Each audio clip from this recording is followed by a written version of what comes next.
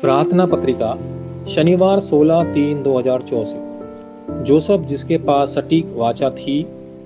उत्पत्ति 37:11। उसके भाई उससे ईर्ष्या करते थे, लेकिन उसके पिता ने इस बात को ध्यान में रखा। जोसेफ वह व्यक्ति था जिसके पास सबसे सटीक वाचा थी।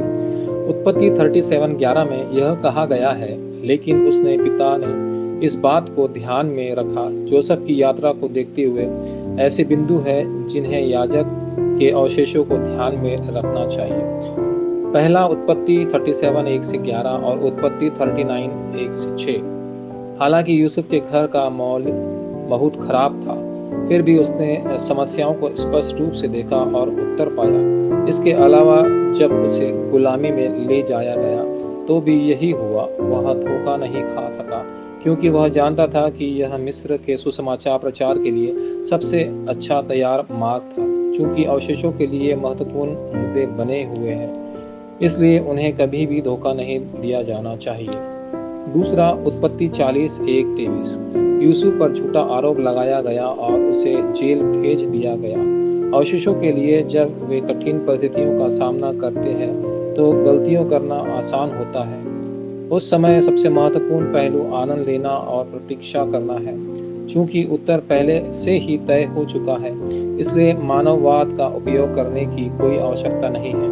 अवशेषों को बस प्रतीक्षा करने और उन उत्तरों को आनंद लेने की आवश्यकता है जो वे खोजते हैं।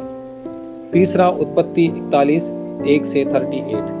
बाद में यूसुफ ने फिरौन के सपनों की व्याख्या की, जो सही समय सारणी थी। यही अवशेष महान कार्य करना चाहते थे, तो उन्हें दूसरे के प्रति कृपाल नहीं होना चाहिए।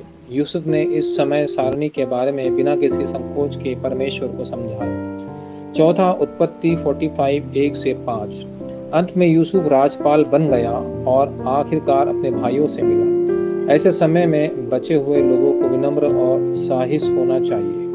यूसुफ ने बदला नहीं लिया, इसके बजाय उसने अपने भाई और उसके बच्चों की जान बख्श दी। यही वह रास्ता था जिसे यूसुफ ने चुना। जब बचे हुए लोग उस परिस्थितियों का सामना करते हैं तो उन्हें घबराना नहीं चाहिए, हतोत्साहित होना चाहिए या अभिमानी नहीं होना चाहिए। इसके अलावा बचे हुए लोग को अपने घर के माहौल के लिए बेहाल नहीं बनाना चाहिए, क्योंकि हर चीज उनके लिए महान व्यक्ति बनने के लिए स्प्रिंग बोर्ड का काम करेंगी। वाचा प्रार्थना।